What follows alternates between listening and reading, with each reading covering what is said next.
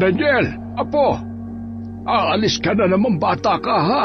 Abay, baka mamaya mag-uwi ka na dito ng babae ha? Lolo naman, anong gusto niyong iuwi ko? Lalaki? Tsaka, wala pa po sa isip ko yun. Baka kayo dyan, alam ko crush niyo si Aling Tali. Baka mamaya, dito na nakatira yun pag uwi ko. Abay, ayaw mo ba nun? May lola ka na, may nanay ka pa. Napakamot ulo na lamang ang binata dahil sa biro ng kanyang lolo Berting. Palagi kasi nitong bukang bibig ang pag-aasawa niya na wala pa talaga sa isipan ni Daniel. Madalas ay sinasakyan na lamang niya ang mga biro nito. Isang gabi, nang malapit na sana silang magpahinga, ay pinuntahan niya ang matanda sa silid tulugan. Nakita niyang may hawak itong isang tila maliit na bato na kulay puti. Napatingin ito sa kanya dahil sumilip si Daniel sa pintuan. Pinapasok siya ng kanyang lolo kaya maingat niyang isinara ang pinto at naupo sa tabi ng matanda. Lo, bakit gising pa po kayo? Tsaka ano po yung hawak niyo? Huwag niyong sabihin na gayuma yan. Naku lo, tigilan niyo na si Aling Tali ha? Sira ka talagang bata ka. Hindi ko type si Aling Tali, no? Hindi naman naliligo yun eh. Ay, biro lamang po. Ito bang tinatanong mo? Para saan po ba yan, lo? Bakit meron kayong ganyan? Pwede ko bang mahawakan yan? Isa itong uri ng mutya. At para ito sa'yo. Ingatan mo yan, apo, dahil mahalaga ang bagay na yan. Matanda na ako kaya hindi ko na yan kailangan. Huwag mo yang aalisin sa iyong katawan, ha? Ano pong mutya ito? At saka, bakit po kayo may ganito, lolo? Tumayo si Mang Berting at saka ngumiti. Lumapit ito sa bintana na nakabukas at nagsimulang magkwento tungkol sa tangan niyang mutya. Ang mutya ng trabungko ng ahas na namana niya pa sa kanilang mga ninuno. May lahing antingero ang kanyang lolo Berting. Ang mutya ng trabungko ay galing sa mabalasik na ahas. Ang trabungko ng ahas, kung tawagin ng ilan, swerte yan sa sugal at may pangkalahatang proteksyon laban sa mga masasamang nilalang. Lolo, bakit niyo po ito ibinibigay sa akin? May mga aswang pa po ba? Hindi ba't kwentong baryo lang naman ang mga yon?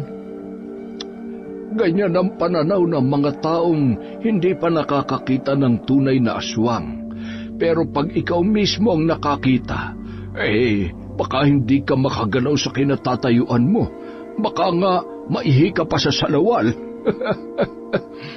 Si Lolo talaga. Bukas nga pala, aalis muna ako, Lo. Mag-iingat po kayo dito, ha? Pasasamahan ko na lang kayo kay Kulot. Ay, hindi na po. Kaya ko naman dito, tsaka matanda na ako. Di ko na kailangan pa ng kasama. Malakas pa nga ako sa kalabaw eh. Napailing na lamang ang binata, tsaka nagpaalam sa matanda. Dala nito ang mutya ng ahas at isinuot bilang kwintas. Parang may kakaibang lakas siyang naramdaman nang isuot niya yon sa kanyang leeg. Natulog si Daniel na magaan ang pakiramdam at bukas ay tutungo siya sa Negros. Mahilig siyang pumunta sa iba't ibang lugar, lalo na yung mga tahimik at may kakaibang mga tanawin. Kinabukasan, maagang nagising si Daniel para kumain ng almusal bago umalis ng bahay. Naabutan niya ang matanda na nagtitimpla ng kape, kaya naupo ito sa maliit na upuan. Tsaka maingat na humigop ng kape sa tasang sarten. Matagal bago nagsalita si Lolo Berting. Huminto panandalian si Daniel sa pagkakape dahil may naramdaman siyang paparating. At tama nga ang kanyang hinala, si Kulot ang kanyang pinsan. Mabilis lang din nagpaalam ang binata sa kanyang lolo at binilinan nito ang pinsan na sisilipin ito, kaya naman panatag siyang aalis muna. Pero bago yun, tinawag si Daniel ng matanda para iabot ang isang rosaryo. Ipinasuot ito sa kanya dahil hindi niya kabisado ang lugar na pupuntahan. Nang makasakay si Daniel sa pampasaherong sasakyan, ay umidlip muna ang binata. May kalayuan kasi ang lugar, kaya nagpasya si Daniel na matulog na muna. Ginising na lamang siya ng konduktor, kaya naman halos mahiya pa siya dahil muntik nang tumulo ang kanyang laway. Mabuti na lamang ay wala siyang katabi. Bumaba siya at isang sakay pa ng tricycle ay naroon na ang binata. Humanga siya sa kagandahan ng lugar at ang syudad ng Dumaguete na sentro ng Negros Oriental. Nagpahinto siya sa bayan, kaya naman tila nag-init ang suot niyang mutya na nakatago sa loob ng kanyang panlamig. Dito ka na ba, Totoy? Maglakad ka na lang dyan, may makikita kang mga bahay paupahan. Kung ako sa'yo, uuwi rin ako kaagad. Ay, bakit naman ho, Manong? Ano ho bang meron dito sa lugar na ito? Basta, wala lang. Pinapaalalahanan lang kita. Iniwan siyang naguguluhan at napansin niya ang isang lalaki na nakatingin sa kanya, kaya nilapitan niya ito at nagtanong. Nakatayo lang ang lalaki habang kumakain ng tinapay at umiinom ng palamig. Medyo seryoso ang pagkakatitig nito sa kanya, kaya nag-alangan pa si Daniel na lapitan yon. Ngunit sa huli ay nanaig pa rin ang kanyang kuryosidad. Mawalang galang na, boss. Meron bang mga matutuluyang bahay dito? Gusto ko kasing magrenta habang naglilibot ako dito sa lugar ninyo. Bakit? Bakasyonista ka? Marami naman dyan, pero pwede rin naman sa bahay namin. Nagpapaupa kami. Medyo malaki rin yun. Talaga? Naku, ayos. Ang swerte ko pala. San ba yung sa inyo? Halika, sumunod ka. Bakit pala dito ka nagpunta sa lugar namin? Ano bang trip mo? Ha? Wala naman. Balita ko kasi maganda raw dito tsaka maraming kakaibang lugar. Hindi lang yan. Marami talaga. O nga pala, Badong palang pangalan ko. Ikaw? Daniel pare. Taga Maynila ako. Salamat sa tulong ha. Tumango lang ito at tuloy-tuloy na naglakad. 3 bahay ang kanilang nilampasan at ang pang-4 ay ang bahay na nila Badong. Naabutan nila doon ang isang matandang lalaki at 3 dalagita. Ang sabi ni Badong, kahit hindi naman nagtatanong si Daniel, ay mga kapatid niya ang 3 babae na yon. Ipinakilala rin siya nito sa lolo ng binata, tsaka siya sinamahan sa tutuluyan niyang silid. Bago umalis si Badong, ay sinabihan niya si Daniel na isarado agad ang mga bintana kung sasapit na ang dilim. Tatanungin niya pa sana ang lalaki, kaya lamang ay naramdaman ni Daniel na mula sa malayo ay may nakatingin sa kanya, kaya tila may sariling isip ang kanyang katawan at bigla na lang siyang napalingon sa di kalayuan. Nahuli niya ang isang anino na mabilis na nakapagtago. Ha? Ano yun? Parang may nakita akong tao mula sa malaking puno doon, Badong. Talaga? Saan dyan? Doon sa banda ron, pero agad na nawala eh. Ang galing mo dun Naramdaman mo na may nakatingin sa'yo? Ayos Basta, isarado mo na lang agad yung bintana mo, ha? Oo. Ilang sandali pa, niyaya rin siyang bumaba ng lalaki para makita ang ibang lugar. Pero paglabas nila sa bahay ay humahangos naman ang isang lalaki at ibinalita na nawawala na naman daw ang isang kabaryo nila mula pa kagabi. Pati na rin ang mga alaga nila ay nawala rin sa pinagtatalian nito. Gaya ng kambing at ilang mga manok, Nagkatinginan ang dalawa kaya tinawag ni Badong ang lolo niya para sabihin ang balita. Lo, may nawawala na naman daw ho. Pati ilang mga alagang hayop. Nakakatakot na talaga dito sa atin. Bakit sila nawawala? Umaalis ba sila para magtrabaho? At saka, isinasama ba nila yung mga alagang hayop? Hindi, iho. Ibang nila lang ang may gawa niyan. Mayroong kumukuha sa kanila. At tiyak ko na narito lamang siya sa paligid. Sige na, Uro. Umuwi ka na at sabihin mo na iparating nila yan kay Kagawad. Opo. Hindi ko po maintindihan. Sino ho ang kumukuha sa kanila? Mas mabuti na yung wala kang alam. Mahirap na. Baka matakot ka pa sa mga nangyayari dito sa amin. Lo, huwag niyo naman takutin si Daniel. Mamaya mo, umalis na yan. Sayang yung kikitain natin. Tsaka, lilibutin niya pa ang lugar, kaya wag nang kung ano-ano pang sinasabi niyo. Hindi naman, Badong. Ano ba talaga yung pinag-uusapan niyo? Hindi ko maintindihan eh. Tinapik na lamang ng matandang si Celso ang balikat ng dalawang binata, tsaka sila iniwan doon.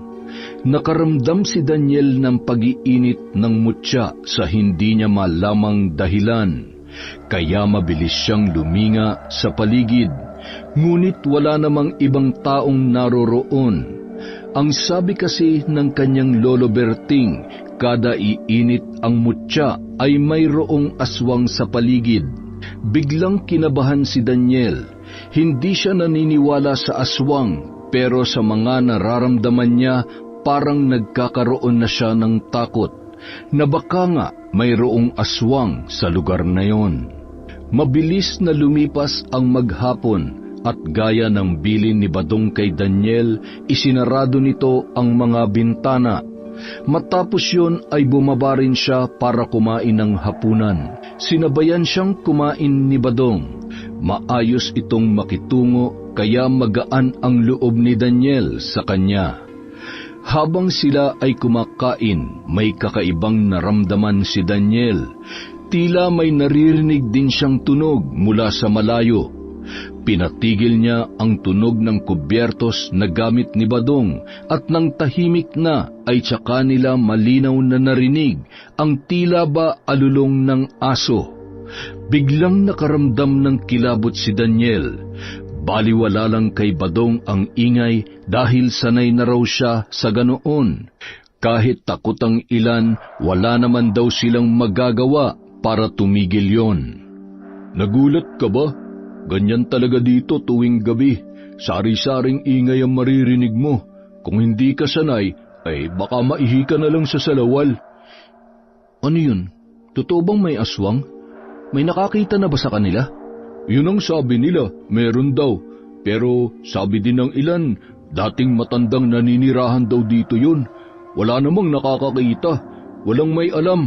Yun ang usap-usapan. Nasan daw yung matanda? Hindi na sumagot pa si Badong dahil wala rin naman talaga siyang alam tungkol sa mga nangyari noon.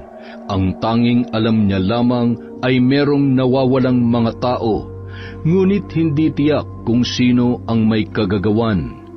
Nasa silid na si Daniel at handa na sanang mahiga nang makarinig siya ng iyak ng kambing na parabang hirap na hirap. Kaya naman, kahit nag-aalangan ay bumaba si Daniel, dala ang isang kahoy na nakuha niya sa gilid ng hagdanan. Narinig din pala yon ni Mang Celso. May hawak itong tabak na ipinagtaka ng binata. Lalabas na sana siya nang hawakan ng matanda ang braso niya at ibinigay ang tabak sa kanya. Kahit nalilito si Daniel ay kinuha niya yon, at nang makalabas siya sa bahay ay mas uminit ang mutya na kanyang suot. Hinanap ni Daniel ang umiiyak na kambing at dinala siya ng mutya sa likod bahay na medyo may kadiliman. Lumabas din si Badong at sumama sa kanya habang may hawak itong buho na gawa sa tanso. Nandito lang yung kambing. At hindi lang basta kambing ang meron dito. May aswang, Badong. Tama nga ang sabi nila. Nakita mo? Nasaan? Tahimik. Basta nandito lang yun. nararamdaman ko. Nararamdaman? Bakit? May kapangyarihan ka ba kaya mo nasasabi yan? Dahil dito, bigay ito ng lolo ko, mutya ng trabungko. Nanlaki ang mga mata ni Badong. Nagulat sila nang lumabas ang isang malaking bayawak mula sa ilalim ng lupa. Humahaba ang dila nito kaya parehong nanlaki ang kanilang mga mata. Hindi nila inaasahan na may ganoong kalaking bayawak sa kanilang lugar, lalo na si Badong na mula bata pa ay doon na namamalagi. Hinila ni Badong ang damit ni Daniel para yayain na umalis at nang makapagtago, pero matapang ang bisita nilang binata. Inatake sila ng bayawak gamit ang mahabang dila nito. Badong, ilag! Ay! Bilisan mo, halika dito! Mabuti na lamang mabilis na naitulak ni Daniel ang kanyang kasama, kung hindi ay aabutin ito ng dila ng bayawak. Inihanda ni Daniel ang hawak na tabak, tsaka siya kumilos. Maging siya ay nagulat din sa liksi ng kanyang katawan. Muli silang inatake ng bayawak gamit ang buntot nito. Nagtago si Badong sa likod ng puno at naiwan si Daniel na lumalaban. Naku po, ang laki naman ng bayawak na yun. Mag-iingat ka, Daniel. Kadarating mo palang dito, ganyan na nangyayari. Umilag si Daniel nang humampas ulit ang buntot nito papunta sa kanya. Eksaktong tumalon siya ng mataas papunta sa ulo ng naturang bayawak. Dali-dali niyang itinarak ang tabak sa ulo nito kaya bumagsak yun sa lupa. Muntik nang maipit ang kanyang paa, mabuti na lamang ay nakaiwas siya. Hinanap niya si Badong dahil bigla na lang itong nawala sa kanyang paningin. Tinawag pa niya ang pangalan na agad namang sumagot at lumabas mula sa likod ng isang malaking puno. Hangang-hanga ito sa ipinakitang galing ni Daniel sa pakikipaglaban. Maging siya ay nagulat din sa kanyang sarili. Hindi niya sukat akalain na magagawa niyang patayin ang dambuhalang bayawak na yon. Hanep pare, ang galing mo palang makipaglaban. Biruin mo, isang iglap lang bagsak yung aswang na yan. Ano? Aswang? Itong higanteng bayawak, aswang? Paano naman nangyari yun? Tayo na, alam ko may asawang bayawak na yan. Isa ring uri ng aswang na naririnig ko lang noon.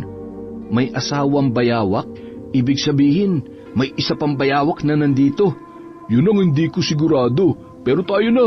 Delikado dito, baka nasa paligid lang yun. Paalis na sana ang dalawa nang biglang humangin ng malakas at nagliparan ang ilang ibon na kulay itim.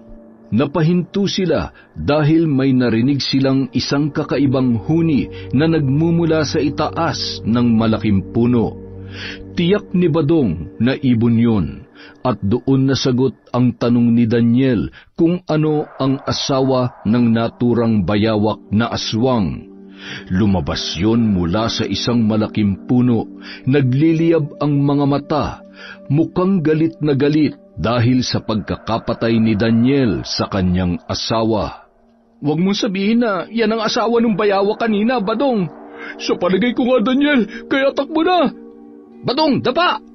Napasubsob si Badong dahil napalakas ang tulak ni Daniel. Bumalik ang itim na ibon. Mas malaki ang sukat noon kesa sa uwak. Pabulusok yung sumibad para dagitin ang kahit sino sa dalawa. Kaya naman sa takot ni Badong ay basta na lang niyang hinagis ang hawak nitong buho na gawa sa tanso. Nailagan yon ng galit na itim na ibon, kaya wala nang nagawa si Daniel kundi hintayin yung makalapit para maabot niya ng tabak. Nang saktong malapit na ito sa kanyang kinatatayuan, yumuko ang binata at mabilis na ibinalik ang tingin sa naturang ibon, tsaka ibinato ang tabak. Tinamaan sa pakpak ang malaking itim na ibon. Sumadsad ito sa puno at tumama ang muka, kaya panandalian na nawalan ng lakas. Hinanap naman agad ni Daniel ang buho at nang makita niya yun, mabilis niyang tinakbo ang kilalalagyan at dinampot yun, tsaka binalikan ang naturang ibon. Katapusan mo na! Sinaksak yun ng binata sa leeg at napaigik. Hinugot niya ang buho at pinuntirya ang puso ng ibong itim na ngayon ay nawalan na ng buhay. Nagulat si Daniel nang biglang hawakan ni Badong ang kanyang balikat, kaya nahugot nito agad ang buho at itinutok sa binata. Daniel, ako to pre, huminahon ka lang. Pasensya ka na. Nagulat lang ako sa'yo. Tayo na, lumalalim na ang gabi. Ilang saglit lamang bumalik na sila sa loob ng bahay. Ikinwento nila kay Mang Celso kung ano ang nangyari sa labas. Ang sagot ng matanda ay abwak ang mga yun. Yung bayawak, yun yung lalaking abwak. At yung ibon naman, yun ang babaeng abwak. Ganun po ba? Ang galing no? Magkaiba sila pero mag-asawa. Matapos ang pag-uusap na yon ay agad na silang nagpahinga. Ginising si Daniel ng isang sigaw at ingay ng mga tao sa labas. Kaya naman kahit inaantok pa ay bumaba siya para tingnan kung ano ang nangyayari. Bumungad si Mang Celso na nakatayo sa pinto, kaya naman bumaba si Daniel at nilapitan sila. Lolo Celso, ano pong nangyayari? Bakit ang daming tao sa labas? Usap-usapan na mayroon na naman daw na walang tao kagabi at pati mga alaga nila ay nagkakantawala na rin. Ang nakita lamang nila ay puro dugo na nagkalat sa kanilang bakuran. Ilang saglit pa, may isang babae na nagsalita. Ay naku, nasisiguro ko na bumalik na si Lumeng. Ang aswang sa kanilang baryo. Kaya pala marami na ang nawawala dahil muling nagbalik ang aswang na minsan tinangkang patayin ng ilan. Ngunit hindi nila tinuloy dahil nakiusap ito na lilisanin na lamang ang lugar. Dinig na dinig yun ni Daniel at hindi siya makapaniwala. Nang umagang yun ay sumama sina Badong upang ipaalam sa kapitan kung ano ang nangyayari. Wala namang binanggit si Mang Celso ukol sa pahayag ng babae, kaya hindi na nag-usisa pa si Daniel at sumama na rin para maikot ang lugar. Hindi ako makapaniwala. Totoo ba talaga to? Dati hindi ko pinaniniwalaan ang Lolo Berting ko. Pagbalik ko sa amin, ikukwento ko to lahat sa kanya. Kahit ako rin naman, Daniel, hindi ako naniniwala noon. Pero kailangan ko maniwala at ito na nga, tama si Lolo Celso. Anong balak mo ngayon? Uuwi ka na ba sa inyo? Malamang iniisip mo delikado dito sa lugar namin. Sa totoo lang, parang gusto ko na nga eh. Pero sa nakita ko, dapat bigyang tuldok na mga nagaganap dito sa inyo. Hahanapin natin kung nasan ang bahay ng sinasabi nilang aswang. Ano, sasamahan mo ba ako? Uy, mahal ko pa ang buhay ko, pre. Ayoko niyan. Iba na lang ang yayain mo. Akala ko pa naman matapang ka. Delikado rin kayo ng mga kapatid at lolo mo dito, kaya dapat matapos na to, para hindi na rin malagay sa alanganin ang buhay ng mga taga rito. Hindi yung ganong kadali, Daniel. Tama ka, may mga kapatid ako at kailangan pa nila ako. Kung gusto mo, ikaw na lang. Hindi ako susuong sa ganyan na walang kasiguraduhan. Kung sabagay, tama ka. Tara na. Samahan mo na lang ako mag-ikot-ikot pa para makita ko pang ibang lugar bago ako umuwi sa amin. At dahil hindi nawawala sa isip ni Daniel ang mga haka-haka sa lugar, pinakikiramdaman niya ang buong paligid tuwing aalis siya sa bahay ni Badong. Habang naglalakad si Daniel papunta sa tindahan upang makitawag para kumustahin ang kanyang lolo, ay bigla na lang siyang napahinto. Dahil nakaramdam siya na para na namang may nagmamasid sa kanya. Buhat ng isuot ni Daniel ang mutya ay nagkaroon na siya ng talas ng pakiramdam. Bilis at liksi sa pagkilos, agad siyang lumingon sa likuran at doon ay kanyang nasilayan ang isang napakagandang babae. Ha? Sino kaya yun? Nang makita ang dalaga ay napangiti siya ng ubod ng tamis. May kakatwang naramdaman si Daniel pero binaliwala niya lang yun. Nilampasan siya ng dalaga tsaka diretsyong naglakad papalayo.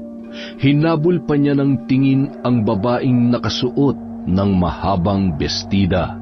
Taga rito kaya yun? Kilala kaya yun ni Dong Bads?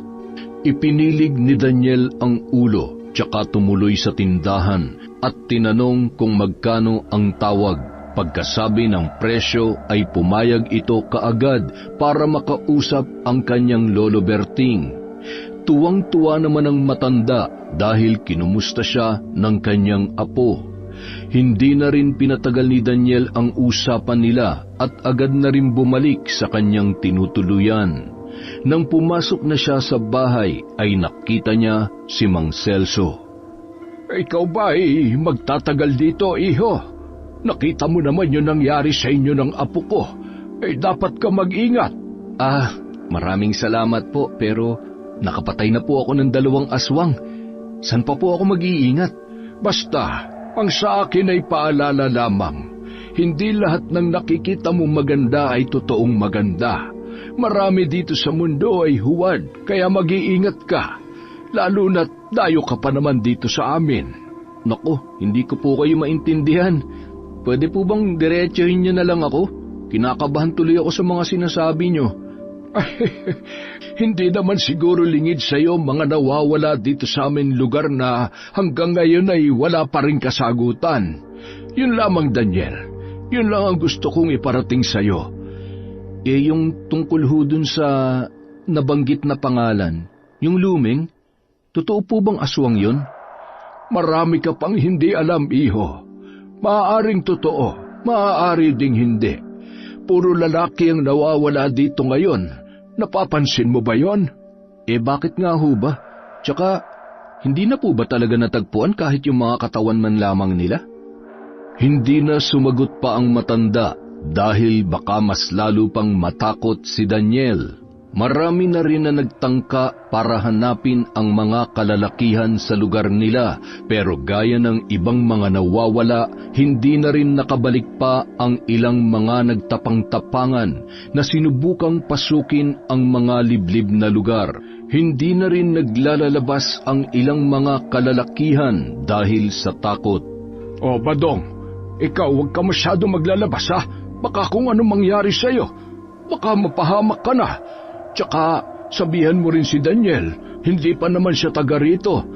Naku, hindi na nga po ako lumalabas, Lolo eh. Nandito lang po ako, tsaka dyan sa likod bahay. Habang pinag-iingat ni Mang Celso ang kanyang apo, ang iba naman ay hindi pa rin kumbinsido, kaya may iilan pa rin na makikita sa labas ng kani-kanilang mga bahay kahit na 10 oras ng gabi. Sa isang kalsada na hindi na rin abot ng liwanag ng poste ay may 2 lalaki na pasuray-suray sa daan. Tanda na may espiritu ng alak ang kanilang katawan.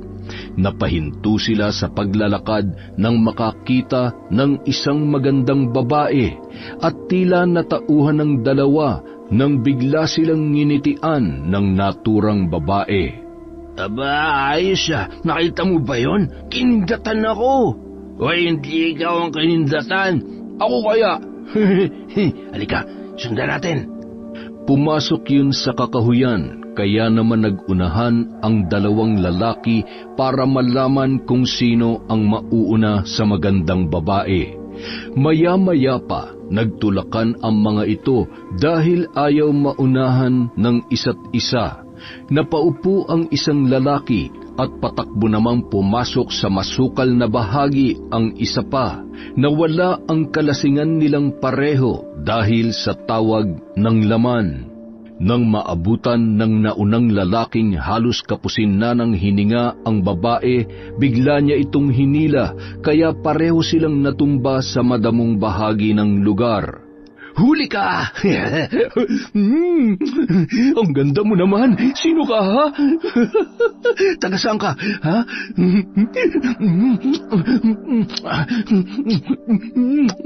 Pinaghahalikan niya ang babae at tahimik lamang ito na hindi pumalag.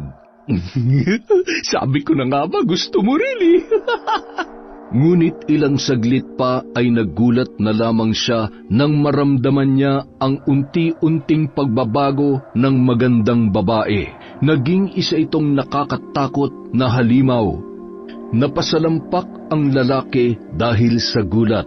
Naglabasan ang matatalas na ngipin ng babae at ang mga kuko nito ay humaba, kasabay ng panlilisik ng kanyang mga mata. Wala nang nagawa ang naturang lalaki kundi ang sumigaw ng napakalakas. Aswang! Aswang! Ikaw ang aswang dito! Ah! Winakwak ng babae ang kanyang tiyan at nilantakan ang kanyang laman loob. Samantala, patuloy pa rin sa pagtakbo ang isang lalaki dahil hinahanap niya ang kanyang kaibigan at ang magandang babae na kanyang pinagnanasahan. Ngunit nang makita ang kaganapan ay bigla na lang siyang natulala at hindi na makagalaw sa kanyang kinatatayuan.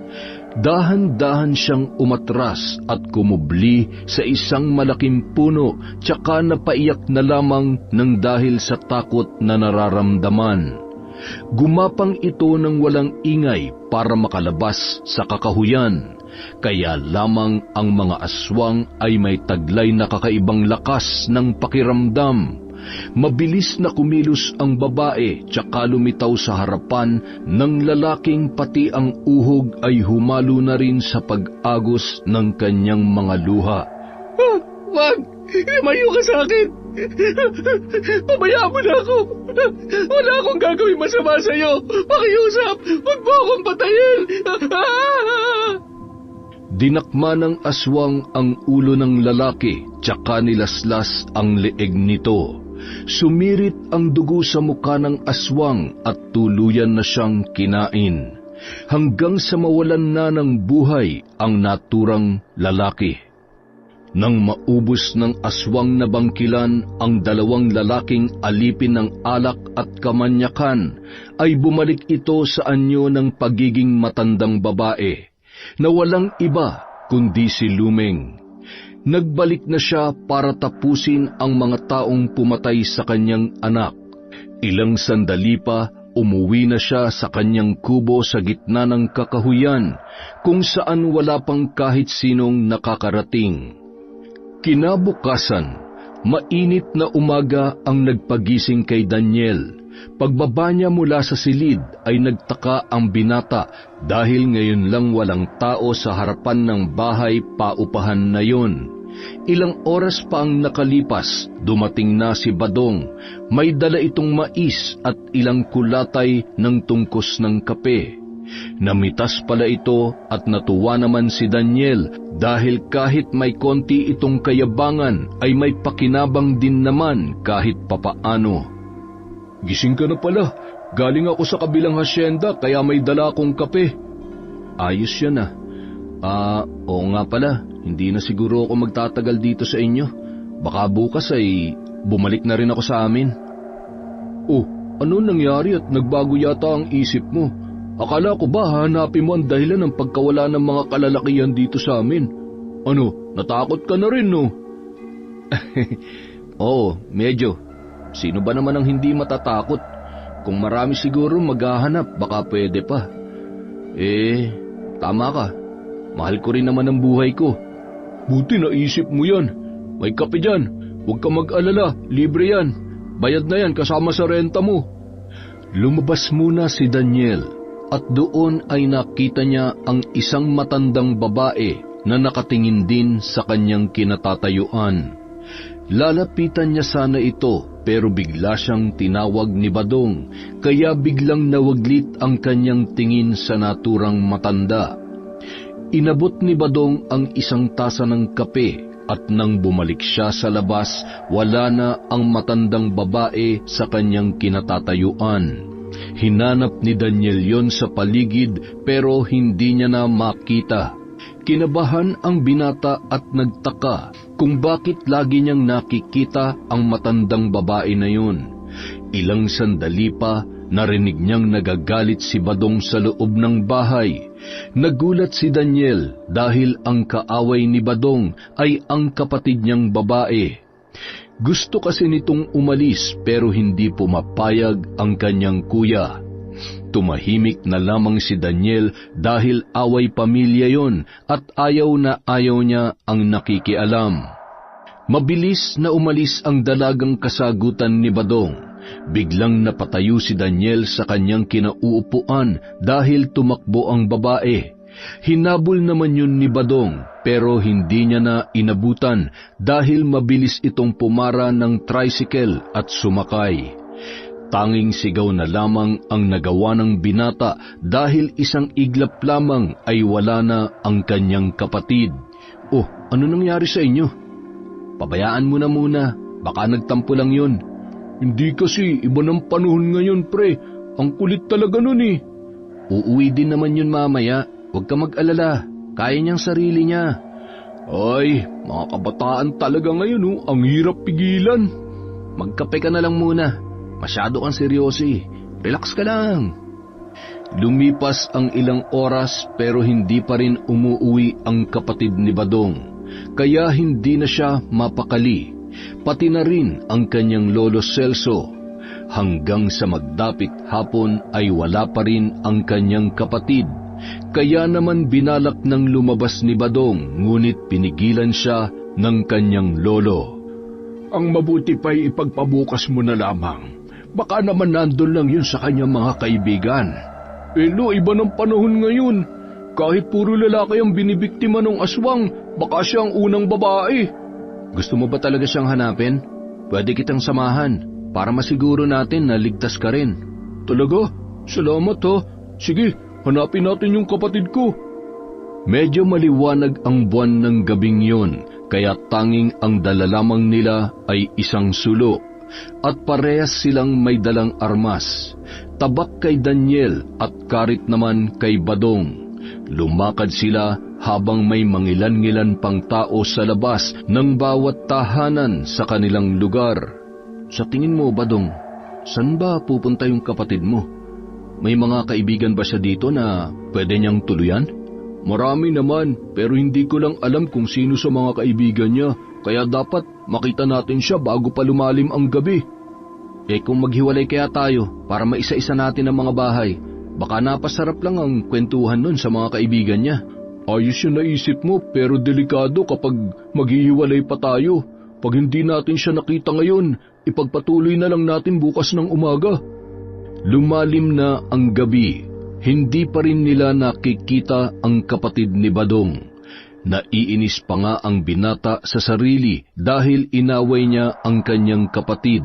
Kaya umuwi na lamang sila, nalaglag ang mga balikat. Habang pauwi ang dalawang binata ay nag-init ang mutya ni Daniel. Kasabay noon ang paglitaw ng isang itim na asong mas malaki pa kesa sa mga ordinaryong aso sa paligid. Tingnan mo yung aso, pre. Parang galit." "Huminahon ka lang, huwag kang gagalaw." Napaatras ang dalawa dahil umaangil ito at nagliliyab ang mga mata. Dahan-dahan itong lumalapit sa kanila, kaya naman nakaramdam ng takot si Badong. Pero si Daniel ay hindi nagpakita ng takot. Tumayo ito ng maayos at pinakalma ang sarili. Habang lumalapit ang itim na aso, ay unti-unti namang umaatras ang dalawa.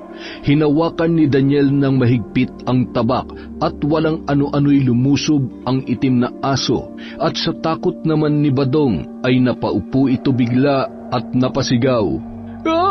Wag! "Badong, yuko!" Hinarang ni Daniel ang paglapit ng aso sa pamamagitan ng paghampas niya dito. Pero maliksi ang naturang aso kaya hindi ito tinamaan.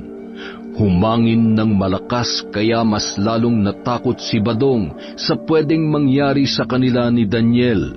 Pero nagpakita ng tapang ang kanyang kasama nang umatake ang aso. Bigla niyang inundayan ulit ng malakas na hampas at tinamaan na ito sa isang paa. Sumadsad ang asong itim at nahirapan na itong tumayo. Daniel, tapusin mo na! Bilis! Hindi yung ganong kadali, Badong. Maliksi siyang kumilos. Tumakbo sa madilim na bahagi ng lugar ang may sugat na aso, kaya naman hindi nag-atubili si Daniel na sundan ito. Nasa kalagitnaan na siya ng madilim na parte ng kakahuyan nang maisip na mag-isa lang pala niya itong hinahabol. Buong akala niya ay sumunod si Badong pero hindi pala. Kaya ang ginawa ng binata ay bumalik na lamang sa kanyang pinagmulan. Akala ko naman nasa likod kita. Hindi ka man lang sumunod. Bakit ba kasi sinundan mo pa? Delikado yun. Kung pareho tayo na disgrasya dun, di kawawa naman ang mga kapatid ko. Pinagtanggol kita kanina, tapos ako pinabayaan mo lang? Oo, pinagtanggol mo nga ako. Pero wala naman nagsabi sa'yo na sundan mo yung aso Kala mo naman kaya mo yun. Yabang mo. Uminit ang ulo ni Daniel sa sinabing yon ni Badong, kaya hindi niya napigilan ang sarili at nasuntok niya ito. Sapul sa labi, kaya pumutok yon at nasugatan. Naggulat si Badong dahil sa ginawa ni Daniel sa kanya. Sa lakas noon ay napasubsob ang binata at halos mapahalik na sa lupa. Maging si Daniel ay nagulat din sa kanyang nagawa. Pero dahil sa inis niya dito ay hindi niya na ito inalalayang makatayo, bagkus ay hinawakan niya sa kwelyo at hinila. Pagkatapos noon ay kanyang pinagsabihan, "Tinulungan kita para hanapin ang kapatid mo. Para sa inyo yon, pero yung simpleng tulong lang sa akin hindi mo magawa? Sino ba makikinabang kung mapapatay natin yung kinatatakutang aswang dito sa inyo? Bitawan mo nga ako. Tulungan mo ako para matapos ng problema nyo." Oo na. Naunang naglakad palayo si Badong, kaya sinundan na lang siya ni Daniel ng tingin. Maya-maya nahimasmasan ito, tsaka naisip ang nagawa kay Badong. Ngunit napailing na lamang si Daniel dahil hindi nito binigyang halaga ang kanyang sinabi. Sumunod na rin siyang umuwi at naabutan nila si Mang Celso at ang dalawa pang kapatid na babae ni Badong. Nakatingin lang ito kay Daniel pero hindi nagsasalita. Umakyat na lamang ang binata at nagpasyang hindi na maghapunan. Nahiya siya sa kanyang nagawa kay Badong. Samantala, pagdating ng kalagitnaan ng gabi, nagising si Daniel dahil sa malakas na ihip ng hangin. Kaya naman bumaba siya sa katre at kinuha ang pamalo na nasa tabi ng kahoy na aparador at hinila ang bintana para silipin kung ano ang kasama ng hangin na kumakalampag sa kanilang bintana. Bukod sa nararamdaman ni Daniel na may kung ano sa likod ng bintana ay bahagyaring uminit ang mutya na kanyang suot. Ay, ano ba nangyayari dito? Halos mapalundag si Daniel nang pagbukas niya ng bintana ay may nakita siyang kakaibang nilalang sa gilid. Dinamba siya nito kaya naman nabitawan niya ang hawak niyang pamalo. Bitawan mo ako! Sa kagustuhan ni Daniel na makawala sa aswang ay sinuntok niya ito sa muka, kaya napalayo ito sa kanya ng bahagya. Bigla namang bumukas ang pinto at iniluwanon si Badong na may dalang buntot pagi. Agad pinulot ni Daniel ang nabitawan niyang pamalo at sakto na hinagupit ni Badong ang aswang, kaya napaatras ito ng ilang hakbang. Kitang-kita nila ang itsura ng aswang. Mahaba ang mga kuko nito at may matatalas at malalaking ngipin. Sinugod ni Daniel ang halimaw, ngunit dahil bukas ang bintana ay mabilis itong nakatakas. Bumaba si Daniel palabas ng bahay at hinabol ang naturang nilalang. Hoy Daniel, huwag mo nang habulin yan! Baka kung ano pa mangyari sa'yo! Grabe, napakabilis niyang tumakbo. Ang liksi-liksi niya, parang hindi siya ordinaryong tao. Susundan sana ni Badong si Daniel, ngunit pinigilan siya ni Mang Celso at sinabi nito na bangkilan ang aswang na yun. Naamoy daw yun ni Daniel dahil sa tangan niyang mutya. Ngunit hindi nagpapigil si Badong at hinabol pa rin ang kanyang kaibigan. Nakita niya itong pumasok sa matataas na damuhan, kaya kahit na kinakabahan ay sinuong niya pa rin yun. Habang tumatakbo ay tinatawag nito ang pangalan ni Daniel, pero wala siyang makita dahil madilim na ang paligid. At wala ring marinig, dala ng sobrang katahimikan ng buong paligid. Nasaan na yun? Dito ko lang siya nakitang pumunta eh. Pagkahakbang ni Badong ay bigla siyang napasigaw dahil may humablot sa kanyang braso at hinila siya papunta sa isang gilid. Tinakpan ang bibig niya at sinenyasan na manahimik. At doon niya lang napagtanto kung sino ang taong yun. Walang iba kundi si Daniel. Daniel, Diyos ko naman, papatayin mo ako sa nervyos eh. Nasaan na yung aswang ha? Mabilis siyang nawala. Sa tingin ko, dito ang direksyon papunta sa bahay nun. Naalala mo ba yung asong nakaharap natin? Dito rin tumakbo yun. Ibig sabihin, nandito pa yung aswang na sumalakay sa'yo kanina? Kung ganun, hanapin na natin. Kailangan natin mag-ingat, Badong. Maghintay muna tayo ng umaga, tsaka tayo bumalik dito. Halika na. Naunang naglakad si Daniel para umalis, kaya tumakbo pa si Badong para mahabol ang binata. Habang pabalik sila ay nagpalinga-linga si Badong dahil may naririnig siyang kung ano-anong kaluskos sa paligid. Nang bigla na lamang nagsalita si Daniel. Badong, pasensya ka na dun sa inasal ko ha. Medyo gulong-gulo lang yung isip ko nun, kaya hindi ko alam, hindi ko maintindihan kung anong nangyari sa akin nun. Huwag mo nang alalahanin yun. Nandito ka pa rin para tulungan kami. Tsaka, totoo naman yung sinabi mo. Nang makabalik sila sa bahay, gising pa si Mang Celso. Tinanong nito kung naabutan ba nila ang aswang, pero umiling lamang ang dalawa. Bukas po, Mang Celso. Hahanapin namin ang bahay ng aswang na yon para matapos ng kaguluhang ito. Pag-akyat niya ay nakasunod naman sa kanya si Badong. Pinag-usapan nila kung ano ang gagawin kinabukasan para malaman ang mga nangyayaring kababalaghan, maging ang aswang na nagpakita sa lugar. Payapa na ang gabi, kaya nakatulog ng maayos ang dalawang binata. Kinaumagahan, may mga taong nagkakagulo sa kalsada. Sumilip si Daniel dahil sa ingay na kanyang naririnig. Narinig din niya ang boses ni Badong na tila sumisigaw, kaya nanaog siya at tumakbo sa umpukan ng mga taong naroroon. Nagulat si Daniel at napatanong kung ano ang dahilan ng kaguluhang yun. Teka, ano na naman ba nangyayari at ang ingay na naman ng mga tao dito? Nang makalapit ay nagulat siya nang makita niyang umiiyak si Badong habang yakap-yakap ang katawan ng isang babae. Wala ng buhay at halatang may umatake na kung ano. Panay sugat ang braso ng dalaga at kitang-kita rin pati sa mga binti nito na halatang nanlaban. Hayop siya! Sino may gawa nito sa'yo? Magbabayad siya! Sisiguraduhin ko na papatayin ko siya.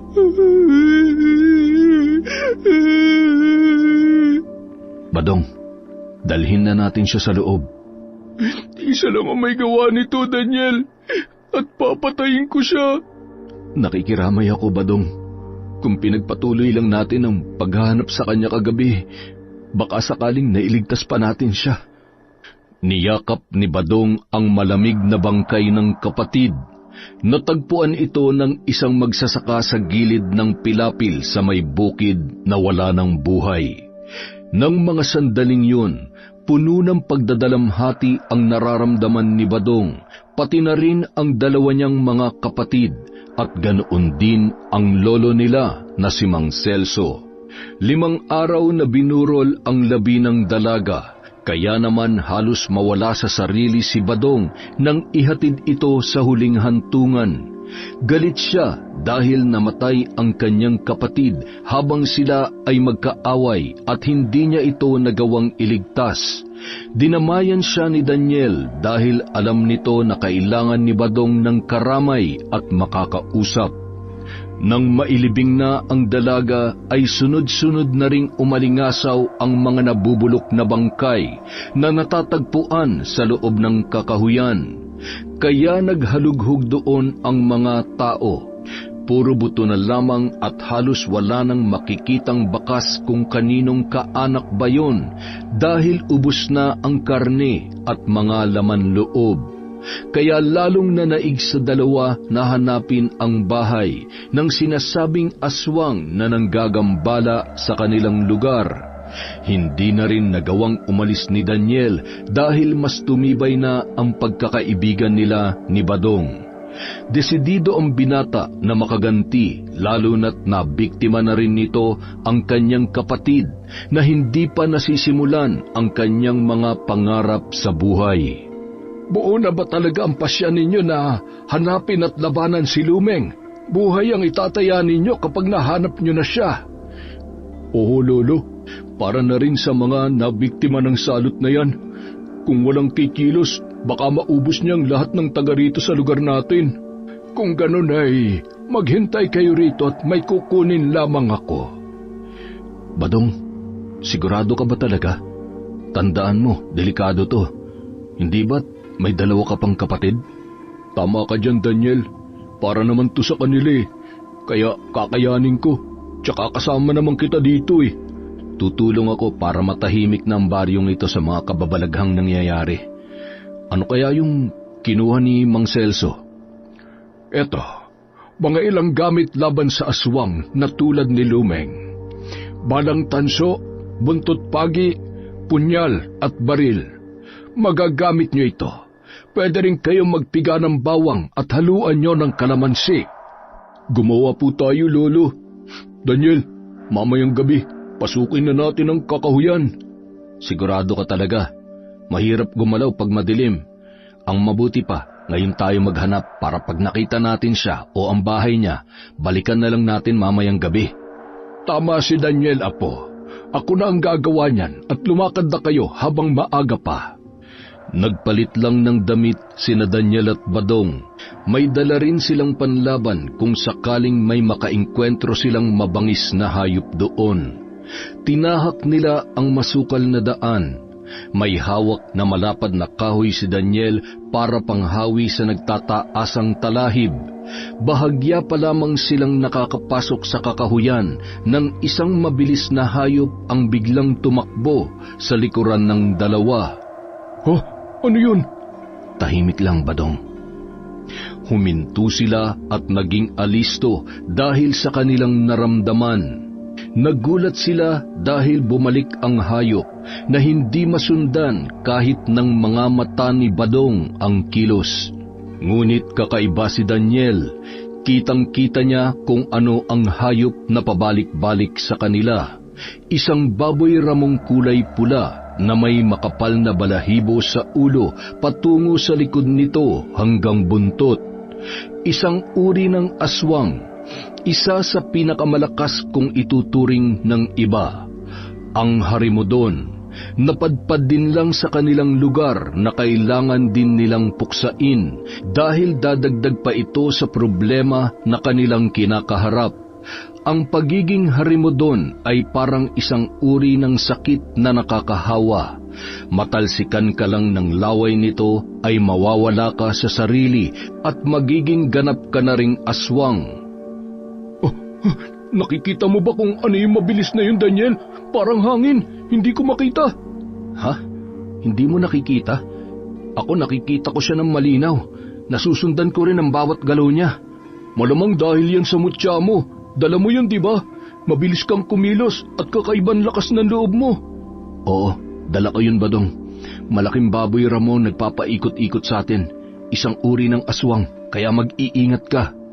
Biglang sumulpot ang baboy ramo sa kanilang harapan, kaya sila ay napaatras.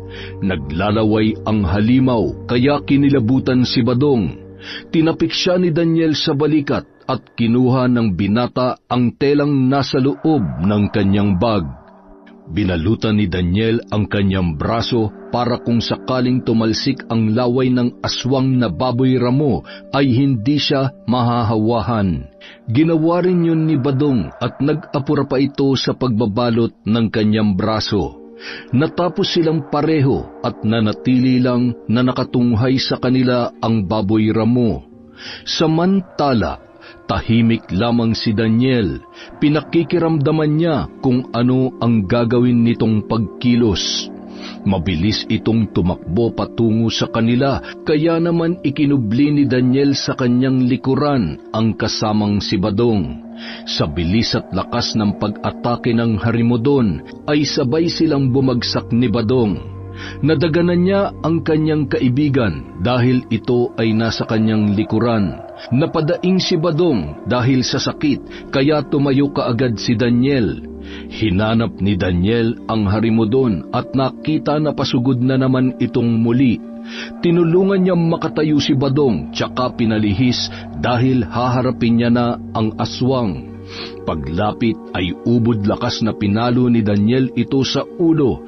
Sa lakas ng pagtama ay napahinto ang harimodon at dumugo ang ilong nito. Tumakbo naman si Badong, tsaka sinaksak yun sa tagiliran. Itong dapat sa iyong aswang ka! Pakala niyo, pinatay niyo ang kapatid ko! Hindi kayo nararapat mabuhay sa mundo ito! Nilaslas niya ang tiyan, kaya nagkalat ang dugo at laman loob noon sa lupa. Ang sunod na ginawa ni Daniel ay pinutol ang ulo ng baboy ramo, tsaka itinapon sa malayong parte ng kakahuyan. Hindi makapaniwala si Badong sa kanyang nagawa. Nanginginig pa ang kanyang kamay nang mabitawan ang hawak niyang punyal, tsaka napalunok ng alanganin. Galing mo, Dong Badsa. Pero parang namumutla ka yata. Halos mamatay na ako sa takot at kaba, nagagawa mo pa magbiro ng ganyan? Natakot din naman ako, pero hindi ko pwedeng ipakita sa'yo dahil sigurado matatalo tayo. Ganun ang tamang diskarte. Tatandaan ko yan. Kunwari tapang-tapangan.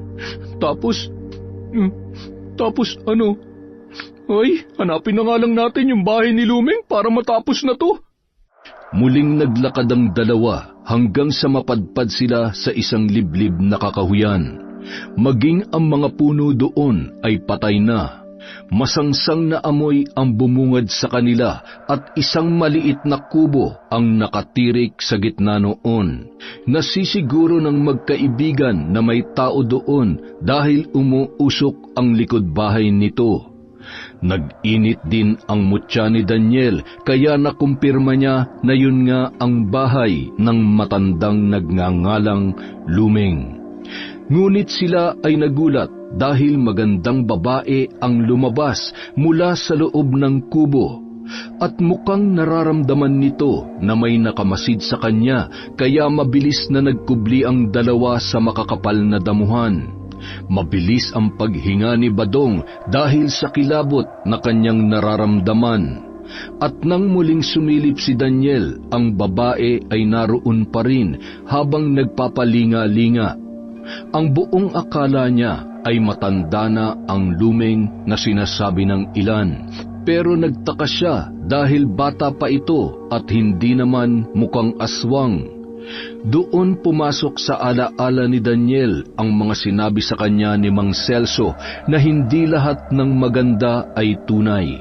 Kaya nabuo sa isip niya na baka nagbabalat kayo lamang ang babae para malansi ang kanyang mga bibiktimahin. Sigurado ako, siya na nga yung Lumeng na hinahanap natin.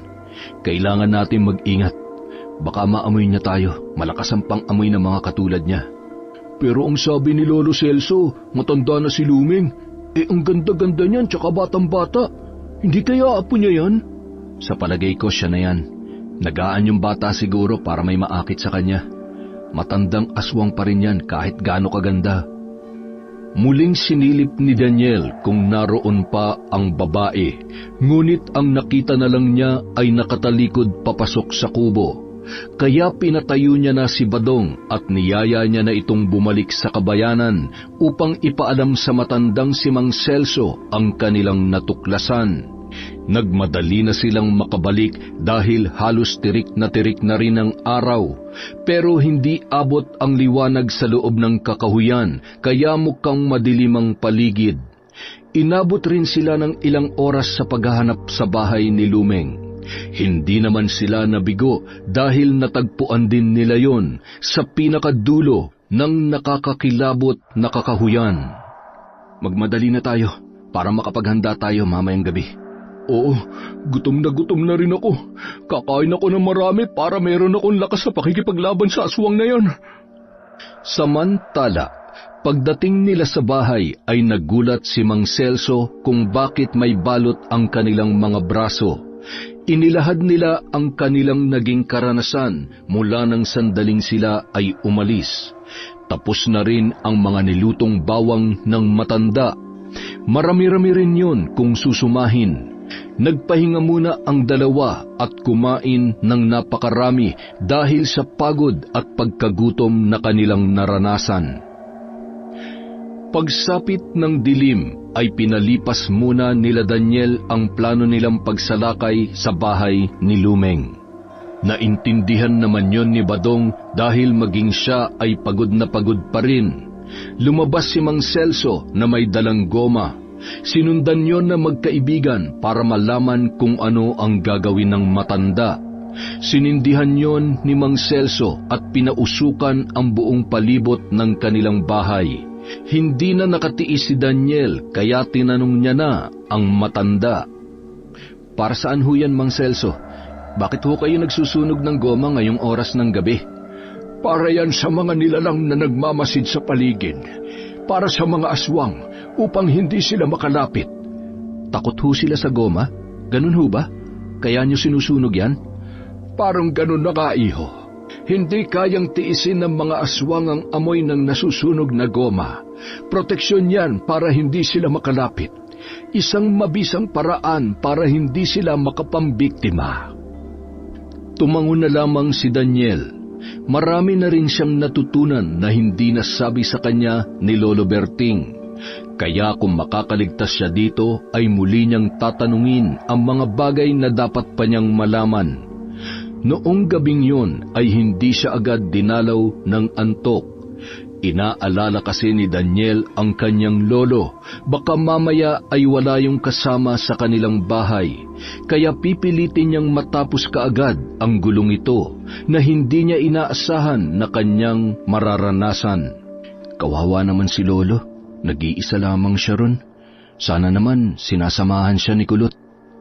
Nahiga na lamang ang binata at pinilit na pumikit para makapagpahinga dahil hindi nga siya dinadalaw ng antok. Hanggang sa hindi na rin niya namalayan na nakatulog na siya at nagising na lamang nang matindi na ang sikat ng araw. Nagbihis muna siya at naghilamos bago bumaba para mag-agahan. Naabutan niya doon ang dalawang kapatid ni Badong. Hinanap ng kanyang paningin ang kaibigan, ngunit wala ito sa paligid.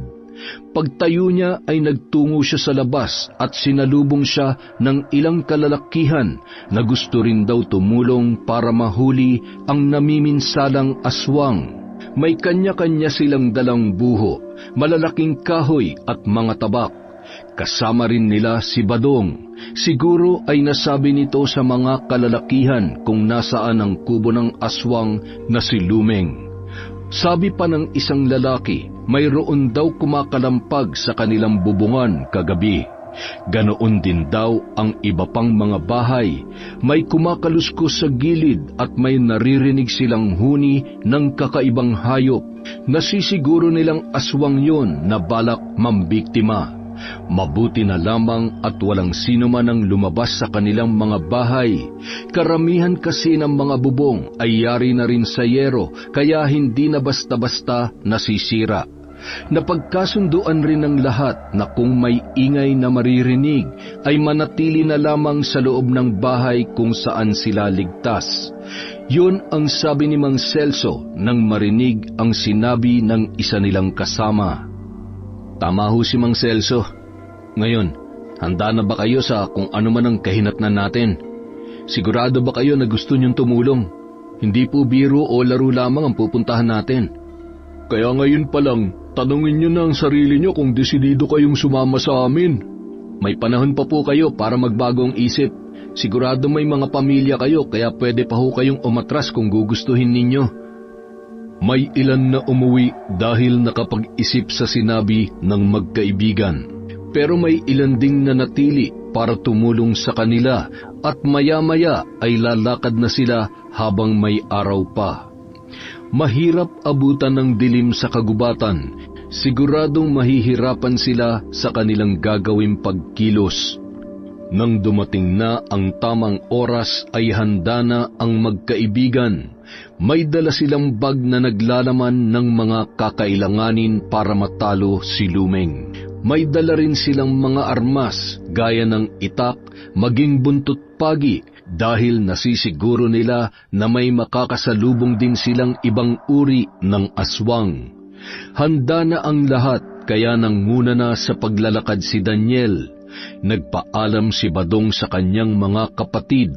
Alam niyang may kakayahan pa rin ang Lolo Celso niya kaya kampante siyang aalis. Tinahak nila ang kasukalan. Kasama nila ang 5 mga kalalakihan dahil biglang umatras ang iba bago pa sila makaalis at iginagalang naman nila yon. Mahirap nga naman na sumuong sa walang kasiguruhang kaligtasan. 7 sila kung susumahin. May hawak rin na sulo ang isa sa kanila dahil 5:00 na rin nang sila ay umalis sa bahay nila Badong. Nauuhaw ako. Pagod na ako. Pahingi nga ako ng tubig. Eto, dahan-dahan lang ang inom ha. Yan. Magpahinga muna tayo dito. Habang sila ay nagpapahinga, biglang may sumulpot na malalaking ibon na kulay itim. Mababangis ito dahil bigla ka na lang aatakihin gamit ang tuka at pakpak. Kaya dumapa ang ilan sa kanilang mga kasamahan. Kinuha ni Daniel ang isang botelya ng nilutong bawang ni Mang Celso at inalis niya ang takip nito. Sabay isinaboy sa mga paparating na ibon. Tinamaan ang mga yun kaya mabilis na lumipad pataas at iniwan na sila. Nakatingala pa ang dalawa dahil tinatanaw nila ang mga itim na ibon na umatake sa kanila. Ang ilan ay napalo ni Badong na mahabang kahoy kaya bumagsak sa lupa. Pinagsasaksak naman yon ni Daniel para siguruhin na hindi na makakalipad pa. Yan ang dapat sa inyo. O kayo, maging alisto kayo ha. Hindi natin alam kung anong sasalubong sa atin dito. Pagkatapos noon, muli silang naglakad para marating ang lugar. Ngunit hindi pa man sila nakakalayo ay mabilis na nawala ang isa sa mga kasamahan nilang lalaki. Bakas ang takot sa iba.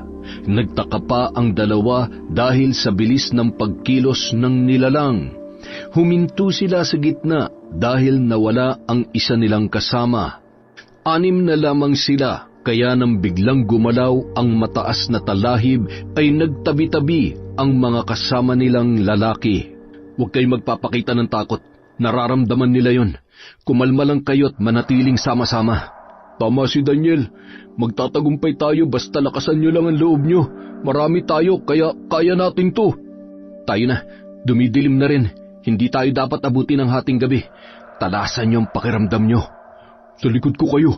Maging alisto kayo palagi ha. At nilakad na nga nila ang daan. Nalagasan na sila ng isa kaya doble ingat ang kanilang ginagawa para hindi na yon maulit pa. Habang papalapit sila sa kinaroroonan ng kubo ni Lumeng ay umiinit ang suot na mutya ng binata. Palagay niya ay naririto lang sa paligid ang aswang at hindi nga siya nagkamali sa kanyang sapantaha dahil mula sa isang puno ay may lumabas doon na isang magandang babae. Nagulat at nabighani ang kanilang mga kasamahan kaya nilingon ni Daniel ang mga ito. Itinaas ni Daniel ang isa niyang kamay para doon matuon ang paningin ng mga kalalakihan. Nililinlang lang kayo ng inyo nakikita. Hindi magandang babae yan. Yan ang aswang na si Lumeng. Kita ni Daniel sa mukha ng isang lalaki na hindi ito naniniwala, kaya binitiwan niya ang hawak na buho, tsaka binalak na lapitan ang dalaga. Dala ng matinding pagod at pagkabalisa, naniwala siya at naakit sa panlilinlang ni Lumeng. Ngunit mabilis siyang hinarang ni Daniel at pinigilan. Nainis pa ang lalaki kaya itinulak siya nito at walang pasubali na nagtatakbo kung saan lumitaw ang dalaga kanina. Tinawag siya ng kanyang mga kasamahan ngunit tinawanan niya lamang yon at hindi na siya nahabol pa ni Daniel. Masyado yung nagpadala sa ilusyon. Ilang saglit lang ay nakarinig sila ng sigaw. Tumakbo ang mga kalalakihan para hanapin yon. Gulat ang tatlong lalaki habang si Badong naman ay napailing dahil alam na nila kung ano ang nangyari. Kaya nagpatuloy sila sa pagpunta sa tunay nilang pakay. Maya-maya pa, may ingay na naman silang narinig. Tila isang napakalakas na hangin. Dumapa kayo! Patayin mo yung sulo mo para hindi tayo makita. Ilang saglit pa ay may dumaan na malaking kulay itim na ibon. Tila wala itong nakita kaya lumampas lamang yon. Wala na ang ibon, pero may naamoy ako malansa. Sigurado ko malapit na tayo sa kubo ni Lumeng. Talasan yung pakiramdam nyo. Delikado tayo dito. Ilang saglit pa nakita na nila ang kubo. Pero alam ni Daniel na wala doon si Lumeng dahil hindi umiinit ang tangan niyang mutya. Badong, pasukin natin ang kubo. Sige, halika na. Kayong tatlo, dito lang kayo Ang baho naman dito. Napakalansa. Naku, ano yun? Kalansay ng tao yan Ayun pa. Siguro dito niya dinadala yung mga kalalakihan na binibiktima niya. Samantala. Oy, sandali lang. Iihi lamang ako, ha? Dito lamang kayong dalawa. Oo, mag-iingat ka, ha? Huwag ka masyadong lalayo. Habang umiihi ang isang lalaki, hindi niya namalayan na bigla na lamang may dumagit sa dalawa niya pang kasamahan. Ha? Nasaan ang dalawang yun? Wala na sila. Daniel! Badong! Wala na sila, Berto! Napatakbo palabas ng kubo sina Daniel at Badong dahil sa kanilang narinig. Ano? Nasaan na sila? Bakit nag-iisa ka na lang? Hindi ko alam. Basta umihi lang ako tapos bigla na lamang silang nawala Laking gulat nila nang tumambad sa kanilang harapan ang aswang na si Lumeng. Ay naku, Daniel. Yan na ba yung aswang? Napakapangit naman pala ni Lumeng. Ano bang inaasahan mo sa itsura ng aswang? Mukhang diwata? Hindi naman sa ganun. Basta, mag-ingat tayo. Naubos na mga kasama natin. Isa na lang ang natitira, kaya tayo na. Kaya natin to. Handa ka na ba? Inakay muna ni Badong ang natitira nilang kasama. Nanginginig ang buong katawan nito dahil sa takot. Nanlilisik naman ang mga mata ng aswang at nagpalit anyo bilang malaking aso. Umangil ito na tila ba galit na galit sa kanila. Arnulfo, halika dito. Tumago ka muna dito sa likod ng malaking puno. Haharapin namin ni Daniel ang aswang na yan. Ano, Daniel? Handa ka na ba? Tapusin na natin to. Oo, gagamitin ko ang buntot pagi ko para tapusin ang aswang na yan. Eksakto, bagong hasa atong tabak ko. at nagmadaling sumugod ang malaking aso, kaya nagkumahog si Badong na tumindig ng maayos upang hindi mahalata na siya ay kinakabahan. Lumukso ito paitaas, kaya naman inihampas ni Daniel ang kanyang buntot pagi. Ngunit maliksi ang aswang at mabilis itong nakailag. Tumakbo naman ng mabilis si Daniel papunta sa lugar kung saan iniisip niyang lalapag ang aswang. Tumayo ito ng tuwid sa isang mataas na bato at kinuha naman ni Badong ang isang botelyang langis na bawang na ipinabaon sa kanila ni Mang Celso. Sinabuyan niya ito, ngunit dala ng matinding kaba ay hindi niya yon tinamaan. Lulusubin pa sana yon ni Badong, ngunit dahil sa taglay nitong liksi ay naunahan siyang dambahan ng naturang aswang. Ha? Badong! Nandyan na ako! Hinagupit ni Daniel si Lumeng sa likod. Napasigaw ito dahil sa sobrang sakit. Napalayo yun kay Badong. Agad namang sinaklolohan ni Daniel ang sugatang kaibigan. Pinunit ni Daniel ang mahaba niyang suot na damit upang itali sa sugat ni Badong. Napalukot ang mukha nito dahil sa sakit na kanyang nararamdaman. Ano, kaya mo pa ba? Dito ka sa likod ko. Alalayan mo lang ako. Oo, sige. Dito lamang ako. Mag-iingat ka. Mapapatay rin natin yan. Tiwala lang. Heto ang punyal, Badong. Gamitin mo to sa kanya. Ako naman, gagamitin ko tong buntot pagi. Mabilis na kumilos si Daniel, ngunit lubhang mahusay umilag si Lumeng dahil sanay na sanay ito sa pakikipaglaban. Si Badong naman, tinibayan ang kanyang loob, kaya sinubukan rin niyang sumugod para matulungan ang kaibigan. Ipinukul niya sa baboy ramo ang hawak niyang punyal at tinamaan yun sa paa at nasugatan. Dahil sa galit, siya naman ang pinuntirya ng aswang. Naku po, anong gagawin ko? Etong kahoy. Nakailag pa rin ang aswang at akma ng sasakmalin si Badong. Badong, ilag! Gagamitin ko tong bawang sa kanya! Dahil sa sakit na naramdaman ng aswang, nagwala yun at si Daniel naman ang kanyang sinugod. Tumalon yun at nakangangang sasakmalin na si Daniel. Ngunit hindi na siya umilag dahil handa na siya sa maaaring mangyari sa kanya. Ngunit naniniwala pa rin siya na matatalo nila ang naturang aswang. Walang kasing bilis na inilabas niya ang karit at binitawan ang buntot pagi. Sinalubong niya ang papalapit na aswang at nang sila ay magpang-abot, magkasabay silang bumagsak sa lupa. Sugatan, ngunit hindi yun ininda ni Daniel. Kung magpapakita siya ng kahinaan ay lalong lalakas ang aswang at tiyak na ang kanyang kamatayan. Habang nanghihina pa ang aswang, Daniel, tabi! Akong tatapos sa aswang na yan! At kahit hirap na hirap si Daniel ay pinilit niyang makatayo. Tumakbo siya at nilaslas ang leeg ng aswang gamit ang kanyang karit at sumambulat ang napakabahong dugo mula sa kanyang lalamunan. Habang nagkikikisay ang naturang aswang, Oh, anong gagawin mo, Daniel? Susunugin ko na para matapos ng paghihirap niya. At ganun din ang sumpa dito sa inyong lugar.